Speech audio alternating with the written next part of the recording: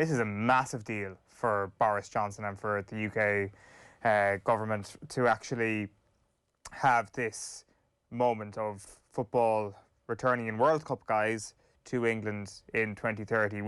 Ireland have very much been dragged into this in order to make the bid a little bit more palatable before what happened at the weekend, I suspect.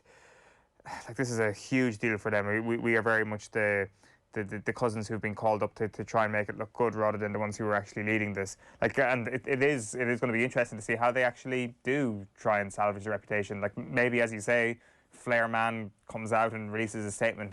It's like I did not have sexual relations with that Flair or something like that, and everything is fine once again, and everybody moves on with their life. UEFA are like, fair enough. FIFA are like, fair enough, and we get on with, maybe Burberry shirt man could be categorised as Welsh or something like that, and they could just say, listen, they crossed the border from Wales, they invaded our city. How about we just cut Cardiff out of this bid and maybe give an extra game to Dublin or Cork or something like that, and away we go? You're going to have your mentions are already aflame, Owen, as a result of that. So Andrea Mancini, who is Roberto Mancini's son, was forced to sit on the concrete to watch the game because his seat had been stolen by somebody who had managed to surge through.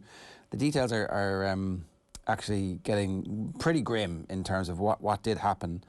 And it wasn't just people being forced to move from their seats. It was like violence being meted out, a serious sexual assault, a knife was pulled, various pretty horrific things happening.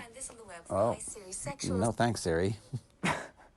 Your phone, Google Assistant has been ready to listen to OTB AM this morning. Yeah, so if you want your smart speaker, you just say, hey, Google, please play OTB Sports Radio on TuneIn, and there you go. That's gonna cause us no end of problems. Yeah. So look, do we feel very comfortable about being part of this bid? Do we think it's a really good use of our international political power and taxpayers' money to join up with the crowd who couldn't control their own crowd at a home game, at a stadium that's a football stadium that's kind of perfect for policing? That's has been specifically designed with large crowds in mind and didn't even have a full capacity crowd. Do we want to be a part of that? Is that what we want? I think on a practical level, it's probably going to cost a lot of money to even get to the next stage of putting this bid together. And Ireland probably need to weigh up whether or not it's worth it, given this thing is maybe doomed to fail after what happened at the weekend.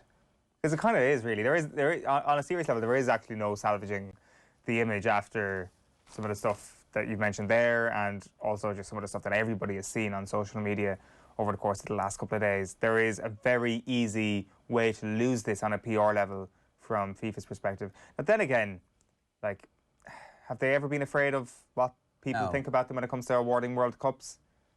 No. Never been afraid of that. So it's us versus Spain and Portugal. Yeah, I'd much rather go to Spain and Portugal. There was a Balkan bid that was doing the rounds as well. I'm not sure when do we get to the stage where those UEFA bids are going to have to become finalised. But there was definitely another one in there, and there was one involving Greece as well, and a couple of other countries in that location. So there's maybe a little bit more to this than just England getting their act together and putting up a good front. There are good, legitimate other candidates, and the Spain-Portugal World Cup would be pretty good. So it'd be sensational. The FA have said, just some of the quotes from it. They defended the level of stewarding and security in place at the match, saying it exceeded the requirements for the match. It was greater than any other previous event at Wembley Stadium. This was the first time, as we all know, in how long was it? It's been quite a while, I think, since there had been a game of this magnitude on English soil and at Wembley Stadium involving England. And so, therefore, loads more people showed up in the aftermath of a pandemic as well. The behaviour of the people who illegally forced their way into the stadium was unacceptable, dangerous, and showed total disregard for the safety and security protocols in place. I mean, yeah, they weren't that interested in the security protocols, it turns out.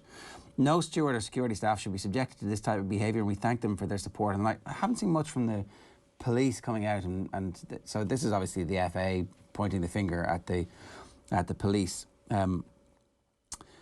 We run a stadium, not a fortress. We've got a fantastic security team at the stadium, and they had never seen anything like it.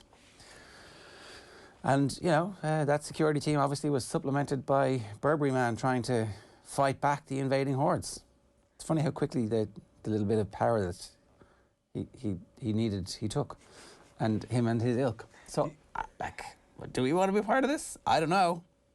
There was some report the other night that there was 200,000 people in the Wembley area.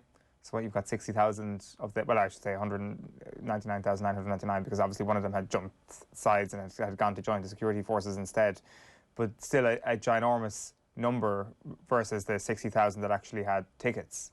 So they just were clearly completely underprepared for something. But there aren't too many sporting events in the world where there will be twice the number of people inside the stadium baying to get in outside, if those numbers are correct. Now, in fairness, there shouldn't have been the remainder of people actually trying to get into the stadium. I'm sure a lot of them had made their peace and had just tried to soak up the atmosphere. But it was, yeah, it's crazy, and like it is kind of hard to see how they turn this narrative around to say, actually, we can do a really good job at this event, because the decisions are going to have to be made in the next couple of years with regards to who hosts 2030.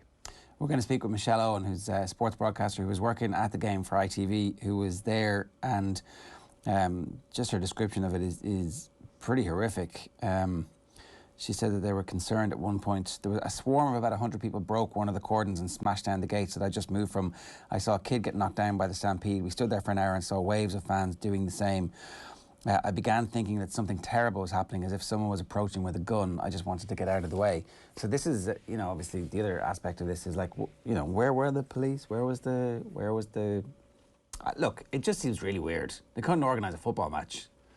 Football's coming home. We invented football, and they couldn't organise a football match. And now they want to say, oh, we can totally do a World Cup. Don't worry, it'll be absolutely fine. And the truth is, you can't. The truth is, you've like really...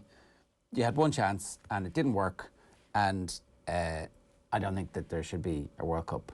And I'm not really sure that the Irish government should be investing any of our money in trying to be part of that, because what does it actually help? How does it help football? I mean, up until this, you were like, actually, I can see the reason why you'd have a few games. It'd be nice, it'd be a real festival of football.